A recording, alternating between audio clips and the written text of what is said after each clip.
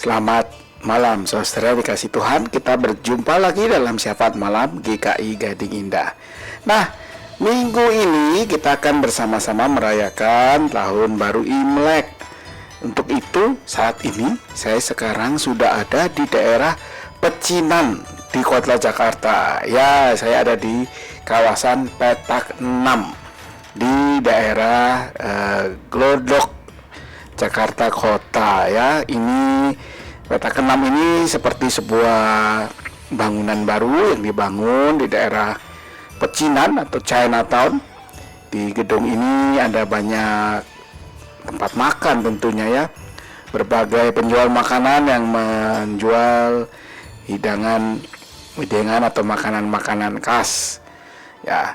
Dan dekorasinya wah sudah sangat bersuasana tahun baru Imlek ya, banyak lampion ya, tulisan-tulisan yang mengucapkan selamat tahun baru mungkin ya, karena sejujurnya saya tidak bisa membaca sama sekali huruf-huruf Mandarin. Riuh ramai ya, tadi Anda melihat di luar sudah ramai penjual pernak-pernik Imlek ya. Banyak orang yang berbelanja di sini, dan ini tahun ini katanya adalah tahun naga kayu. Ya, di sini memang dibentuk atau dibangun seperti di pecinan kuno, ya. Nah, lihat sangat bersuasana Chinatown.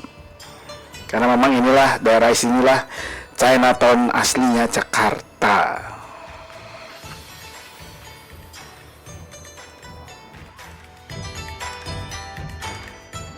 Saudara, nih sedikit ya Chinatown di Jakarta sudah siap menyambut Imlek. Kita juga mungkin banyak dari Anda juga siap ya merayakan Imlek. Tapi Anda tahu nggak? Buat saya, Imlek itu sebetulnya sesuatu yang asing. Sampai saya usia 27, 28, saya tidak pernah merayakan Imlek. Aneh ya? Padahal kakek saya, kakek nenek saya, hampir semuanya, itu masih punya 3 nama. Masih orang Tionghoa. Tapi saya sama sekali tidak pernah merayakan Imlek. Mengapa demikian? Karena dulu kakek saya dari ayah saya itu sejak kecil diasuh oleh seorang pendeta Belanda. Dan orang Belanda dulu, termasuk para pekabar Injilnya, para pendetanya, punya prinsip kalau kamu orang Tionghoa atau orang Jawa atau apapun itu jadi Kristen, ya kamu jadi seperti orang Eropa. Udah nggak lagi tuh pakai baju Cheongsam, ya rambut dikuncir-kuncir, atau kalau orang Jawa pakai beskap, ya pakai belangkon. Kamu harus ganti, pakai jas, pakai dasi, pakai sepatu. Kamu jadi Eropa, itu yang Kristen. Sehingga kakek saya dari kecil memang tidak punya tradisi Tionghoa, yang kemudian turun ke ayah saya. Apalagi kemudian ayah saya besar di tahun 60-an. Anda tahu dalam sejarah Indonesia tahun 60 setelah G30S tahun 65, semua hal yang berbau ketionghoaan itu diidentikan dengan komunisme. PP tahun 67 yang misalnya memaksa orang-orang Tionghoa berganti nama, meninggalkan nama Tionghoa menjadi nama Indonesia ya. Dan itu dan kemudian saya pun tumbuh di zaman ketika semua hal yang berbau Tionghoa masih dilarang ya. Perayaan Imlek ya, bahasa Mandarin dan seterusnya. Baru setelah reformasi semua itu muncul. Tapi yang paling penting adalah yang saya mau katakan, ada kekeliruan dalam kekristenan Protestan terutama yang menganggap semua yang berbau tradisi ini sesat ya, menyembah berhala. Yang benar itu ya yang seperti yang dibawa oleh orang barat dulu. Itu keliru, saudara. Kenapa? Karena agama juga tidak muncul di ruang kosong. Dia selalu menggunakan atau hadir di tengah yang namanya budaya. Pada akhirnya budaya dan agama saling mempengaruhi. Budaya barat mau nggak mau mempengaruhi kekristenan, tapi juga sebaliknya kekristenan kemudian mempengaruhi budaya barat sampai sekarang. Sehingga pandangan yang mengatakan ya kalau jadi orang Kristen nggak boleh lagi nih ya merayakan Imlek, merayakan hari raya, memegang budaya Tionghoa, jelas keliru. Karena tentu kita bisalah sedikit memisahkan mana yang memang unsur kepercayaan, mana yang hanya budaya. Dan memandang budaya Barat itu Kristen juga keliru ya.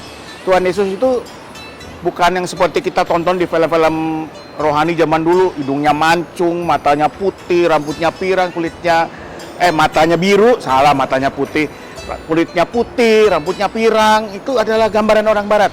Yesus itu karena dia lahir di Israel atau Palestina sekarang, dia ya seperti orang Arab sekarang. Banyak film tentang Yesus zaman sekarang sudah lebih mendekati gambaran yang menurut para ahli, ya itulah, seperti itulah Tuhan Yesus itu ya. Hidungnya agak-agak gede, kayak jambu gitu, kulitnya gelap, rambutnya agak keriting. Beda sekali dengan Yesus pirang seperti di film-film zaman dulu. Dan dia besar dalam satu budaya Yahudi, budaya orang-orang pada masanya, orang Israel. Karena itu kita juga harus menyadari tidak ada orang yang bisa bebas dari pengaruh budaya. Iman kita pun bertumbuh dalam satu budaya. Budaya bisa kita pakai, bisa dipakai Tuhan untuk menyatakan karya keselamatan dan anugerahnya. Jadi jangan takut. Kalau Anda mau merayakan Imlek, rayakan dengan sukacita, dengan gembira, nikmati semua kegembiraan bersama keluarga, bersama kerabat, sukacita. Bukankah sukacita juga adalah satu anugerah Allah yang harus kita syukuri? Sukacita juga adalah tanda hadirnya keselamatan karunia Allah. Jadi, selamat bersiap merayakan Imlek.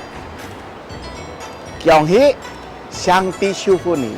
Tuhan memberkati Anda semua.